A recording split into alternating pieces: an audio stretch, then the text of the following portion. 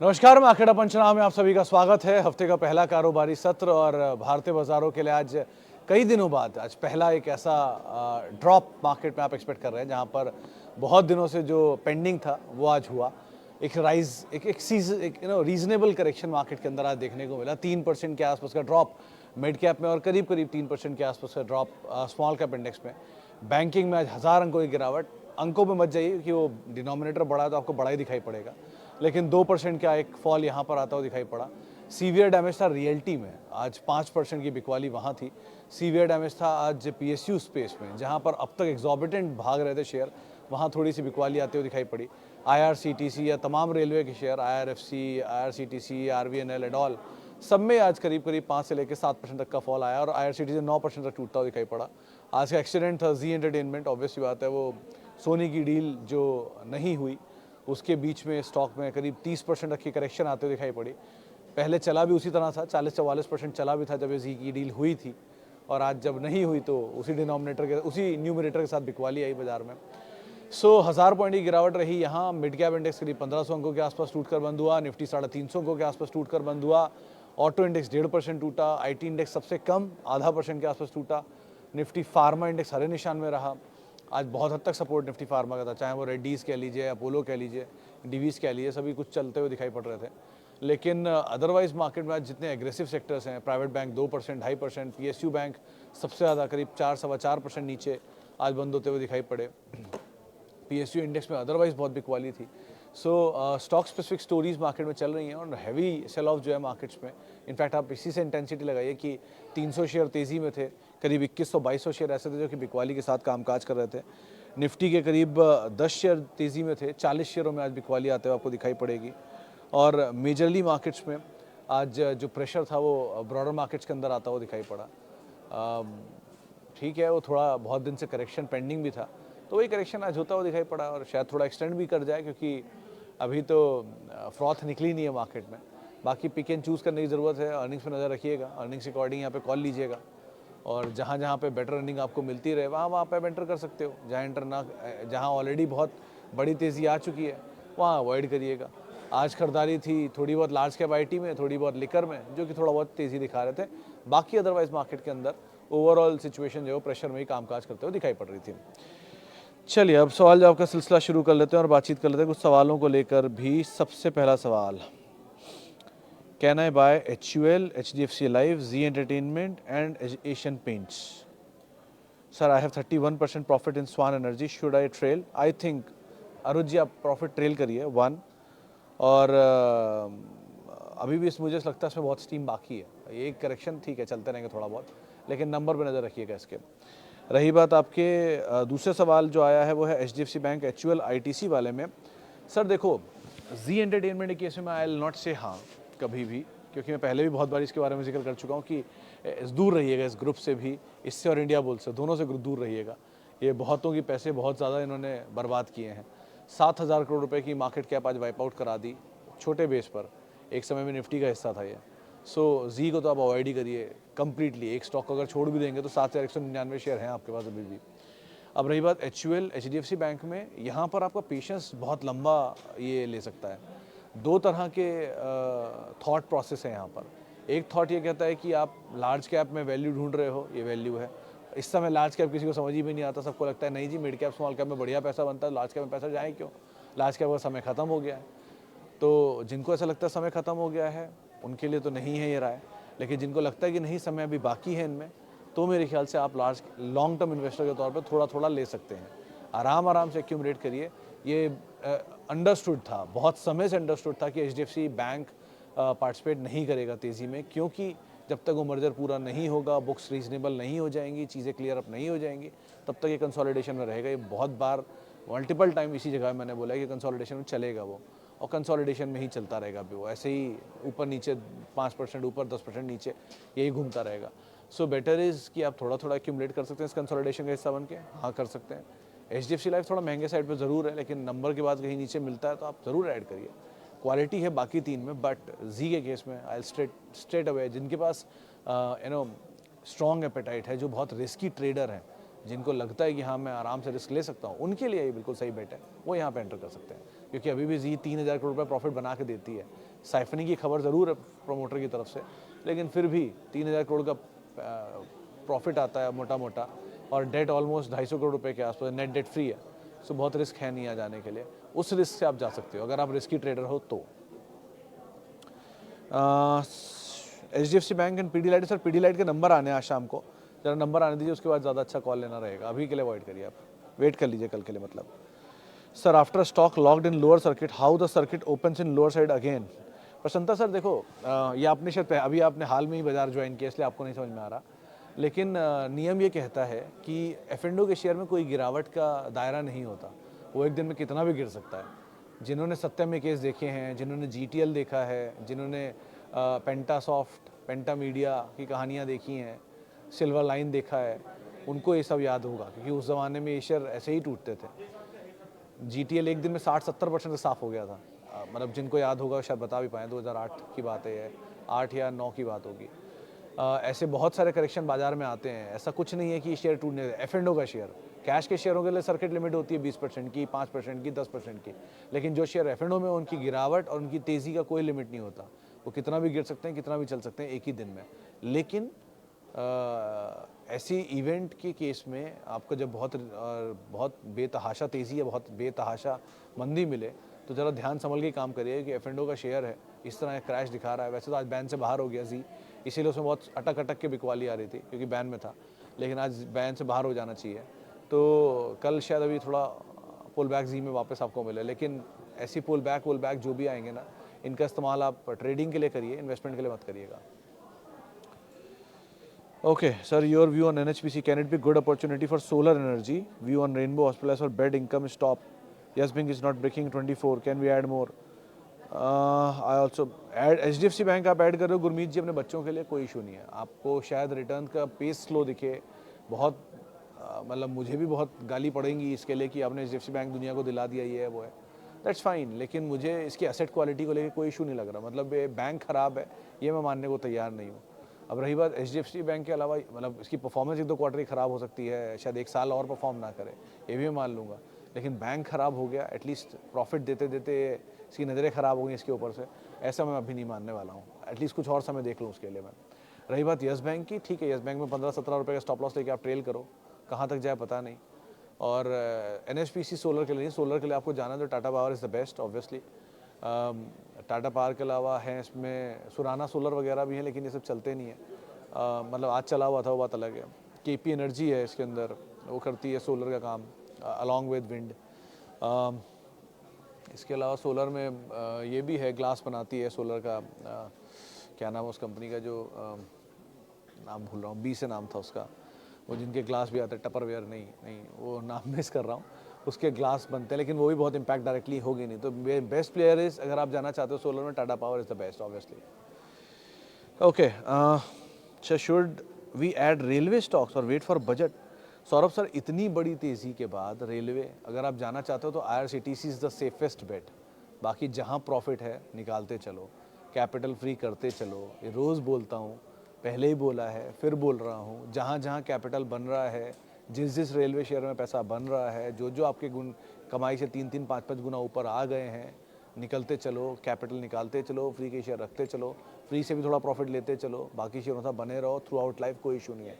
नया एंट्री मत करना, क्योंकि अभी बाजार ने पहली करवट ली है, कहीं ऐसी 2-4 करवट और ले लिया तो बहुत मुश्किल रह जाएगी, तो इसीलिए अभी ऐसा मत करो। Do you agree that less owned stocks like TCS, DMart, Nestle will outperform market in longer term than over-owned stocks like HDFC, Infosys, SBI? Basant sir call it हर घर HDFC. Anil sir, before ITC में इसको मानता नहीं था, लेकिन ITC की तेज़ी के बाद मैं मान लगा हूँ कि शायद हर घर घंटी वाले शेयर भी चल जाते हैं। बट ये बात सच है, इसमें कोई डिनाइल नहीं है। और लेस ओन्ड में भी ये मतलब DMart एक बार को मान सकता हूँ, नेस्ले और TCS is not less owned.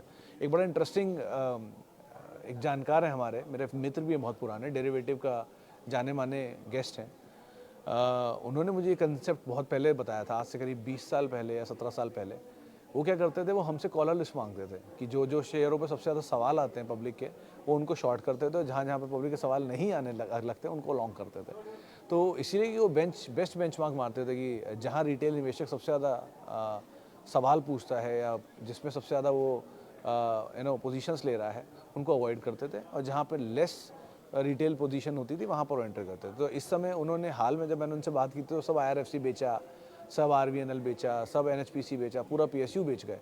कहते कि मेरे को गेन होगा शायद, इसमें बहुत हो जाएगी, पब्लिक जीत भी जाएगी, शायद वो ज़्यादा पैसा बना भी लेगी, लेकिन इसमें जो खोने की गुंजाइश है वो बहुत ज़्यादा हो चुकी है अब, क्योंकि अभी हर घर का शेयर है। तो इसीलिए वो NHPC वगैरह में नहीं गया, अब उन्होंने बेच दिया सब इनमें से। आज जो भी हो वो नहीं होगा, यहाँ से डबल हो जाए शेयर, क्या फ़र्क पड़ता है, लेकिन और भी नाम है ना। तो अगर इसी कंसेप्ट से चलेंगे तो MRF इकलौता शेयर है, सबसे लेस ओन्ड है, 40 लाख ही शेयर है, बाकी प्रमोटर के पास 28-30% होल्ड करके बैठे रहो शांति से, चलता रहेगा आराम आराम से। तो ये भी कंसेप्ट ठीक है कुछ हद तक, और लेकिन आज HDFC बैंक किस सबके पास है, कुछ दिन बाद HDFC सब लोग पक जाएंगे, धीरे धीरे निकल जाएंगे, जैसे यस बैंक सब निकल गए और चल गए एकदम से, IFCI सब निकल गए एकदम चल गया।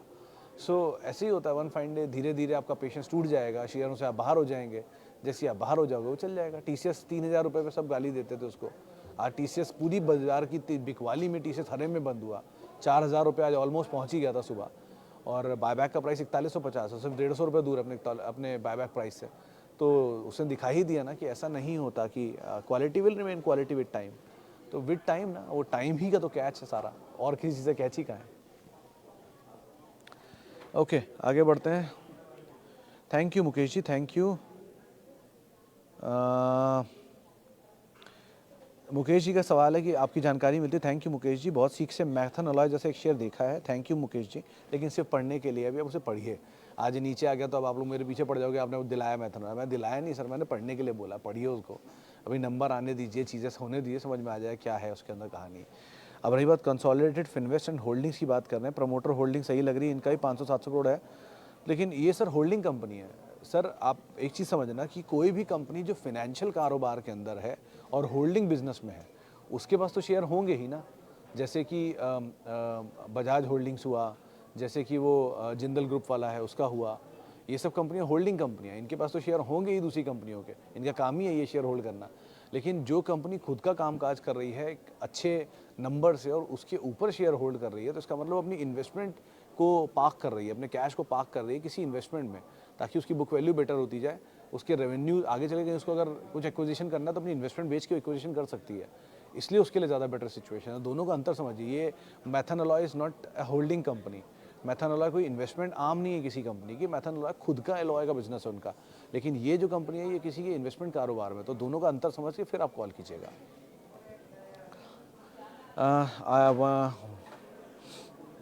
1 year view of DCB bank, मेरे ख्याल से आप होल्ड कर सकते हो, स्टॉप लॉस लेके चलना, लेकिन होल्ड कर लो सकते हो उसमें अभी मतलब बैंक वैसे ही बहुत बड़ा अंडर परफॉर्मर है, अगर थोड़ी परफॉर्मेंस आई तो चलना चाहिए। और ऐसा कोई सीवियर आज कोई करेक्शन नहीं है मार्केट में, करेक्शन आ सकते हैं तो इसलिए स्टॉप लॉस दे रहा हूँ, लेकिन स्टॉप लॉस लेके आप बने रह सकते हो बैंक के अंदर।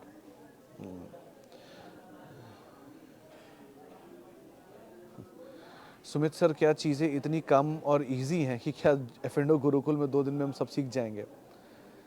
शशांक सर, मतलब ये एक बहुत ही सब्जेक्टिव सवाल पूछा आपने मुझसे। अगर आप पूछोगे कि मेरे को तो 20 साल लग गए तो कुछ समझ में नहीं आता बाजार में, मैं तो आज भी सीख ही रहा हूँ, और मेरा स्टूडेंट फेस तो आज भी ख़त्म नहीं हुआ, आज भी बोलता हूँ लिमिटेड अंडरस्टैंडिंग है मेरी मार्केट को लेकर, बहुत कुछ ओशियन है, जितना डीप जाते जाओगे उतना कुछ आप सीखते जाओगे। रही बात आपको, बहुत लोगों को लगता है कि वो रील बनाकर ही बहुत कुछ सीख गए हैं, बहुत लोगों को लगता है वो रील देखकर ही बहुत कुछ सीख गए हैं, बहुत लोगों को लगता है वो एक दिन का NSC का कोर्स करके बहुत कुछ सीख गए। So it is very subjective, I can not comment on anybody's understanding और टीचिंग कैपेबिलिटीज़, बट ये कह सकता हूँ कि मेरे लिए अगर आप मुझसे पूछोगे तो मेरी अभी तक जो बाज़ार में सीखने की क्षमता है, मेरी क्षमता थोड़ी धीमी है, ये समझ लीजिए आप, मैं जल्दी सीख नहीं पाता हूँ चीज़ें, तो मैं सीख ही रहा हूँ आज भी, जब तक मेरी चल रही है, जब तक हूँ तब तक तो सीखूंगा ही, जब नहीं हूँ तो बात ही अलग है। सो इसलिए मेरे लिए तो नहीं है, बाकी आप जो सही जानकार हो इससे जुड़ा हुआ उससे पूछे, वो ज़्यादा बेहतर बता पाएगा मेरे बजाय।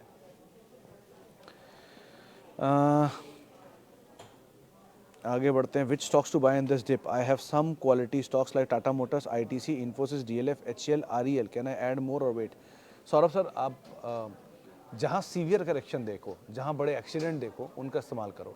मिसाल तौर पे पॉलीकैब जो एक्सीडेंट था, मिसाल तौर पे LTIM जो एक्सीडेंट हुआ रिसेंटली, मिसाल तौर पे HDFC बैंक जिसका एक्सीडेंट चल रहा है अभी, सो ऐसे कोई कोई बड़े बड़े एक्सीडेंट्स आप देखते रहो और उनका इस्तेमाल करो। किसी भी बड़े डिप का इस्तेमाल करो, किसी इंडेक्स के स्टॉक में 10% 15% के डिप आपको मिल रहे हैं, उनका आप रीजनेबल इस्तेमाल कर सकते हो थोड़ा थोड़ा ऐड करने के लिए।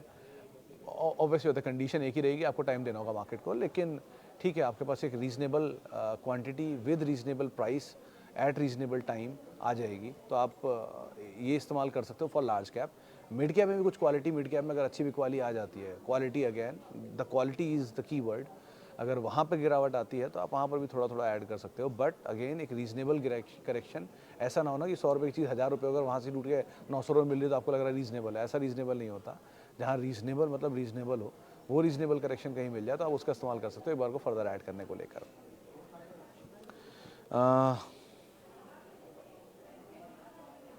आशीष है ननु सर से पूछा था, उन्होंने मैं आशीष अभी चले गए, 5 मिनट पहले यहीं बैठे थे, वरना उनसे मैं ही पूछ के बताया था। Adani port and Patanjali for next 5 year.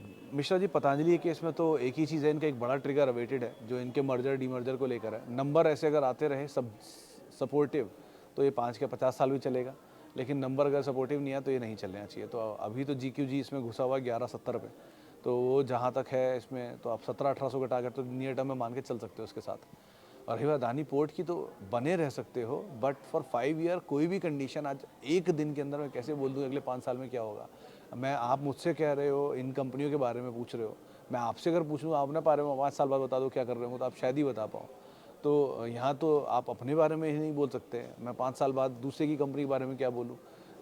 5 दिन पहले किसी को ये नहीं पता था कि जी एंटरटेनमेंट 50% टूट जाएगा, 40% टूट जाएगा, खाली एक खबर के बीच में। So market is uncertain sir, you cannot be you cannot predict market, but ये लाइफ और मार्केट का सिंपल रूल है sir, you have to live the day as it come. तो हर रोज़ एक नया दिन होता है, हर रोज़ एक नया बाजार होता है, आप हर रोज़ एक नई अपॉर्चुनिटी देखते हो। कोई बड़ी बात नहीं, आज जो अच्छा लग रहा है कल बुरा लगे, सुबह जो अच्छा लगे शाम बुरा लगे। सो ज़रा देख संभल के कॉल लो, लेकिन 5 साल के लिए कुछ नहीं। दोनों कंपनियां ठीक हैं, इसमें कोई बुराई नहीं है, बट नंबर सब अगर सपोर्टिव आते रहे तो। पतंजलि में एक बड़ा ट्रिगर अवेटेड है, वो मैं पहले ही बोल चुका हूँ, फिर बोल रहा हूँ कि वो मर्जर होना है बाकी कारोबार का पतंजलि के अंदर। अगर वो मर्जर हो जाता है और उसके बाद नंबर सपोर्टिव आ जाते हैं तो पतंजलि एक बार को फिर भी तेज़ी पकड़ सकता है, तो उस हिसाब से आप देखिएगा। चलिए कुछ सवाल ज़रा जो यूट्यूब वाले थे वो भी मिस हो गए हैं, उनको भी देख लूँ। हाँ जी, जय सिया राम बालू सर, मदरसन सुमी वायर 62 अभी ऐड मत करिए, अभी वेट करिए और देखिए अकॉर्डिंगली कैसे काम करता है। लक्ष्मी एक बार को फिर भी आप पहले ऐड कर सकते हो, मदरसन के कंपैरिजन में वो फिर भी कम चला है, मदरसन बहुत चला हुआ शेयर है, इसलिए ध्यान संभल के कॉल लेना इसमें आप। आगे बढ़ते हैं और सर HDFC बैंक 1000 शेयर हैं 1700 रुपये के दाम पे। रवि सर अगर आपके पास टाइम फ्रेम है और आप पे पेशेंस है तो आप बने रहो, अगर पेशेंस नहीं है और आप ट्रेडर हो तो आपका स्टॉप लॉस लगाने के दिन है, आप स्टॉप लॉस लगा के चलना। टाइम लेगा भी है क्योंकि आपने बड़ी क्वांटिटी बल्क में उठा लिया, तो थोड़ा थोड़ा आप यहाँ पर ऐड करके एवरेज नीचे ला सकते हो अपना, लेकिन it's a good bank to own to hold for a duration of time, not for a day और सो। अपोलो APL अपोलो आगे क्या लगता है सर? APL अपोलो से अच्छा अपोलो हॉस्पिटल लगता है। अगर आपके पास वो पहले मैंने बोला कि अगर आपको हॉस्पिटल स्पेस में जाना तो अपोलो हॉस्पिटल में जा सकते हो। इट्स अ गुड स्टॉक, अभी भी तेज़ी रह सकती है। APL अपोलो के इसमें आप बने रहो, बट स्टॉप लॉस टेल करना और इस क्वार्टर के नंबर पर नज़र रखना कि पाइप स्पेस के नंबर्स कैसे आते हैं, वो क्रूशल रहेंगे। अभी तो मैंने देखे नहीं शायद आए इसके नंबर, बाकी आज से मिड कैप स्मॉल कैप देखना शुरू करूँगा, देखते हैं कैसे नंबर आते हैं।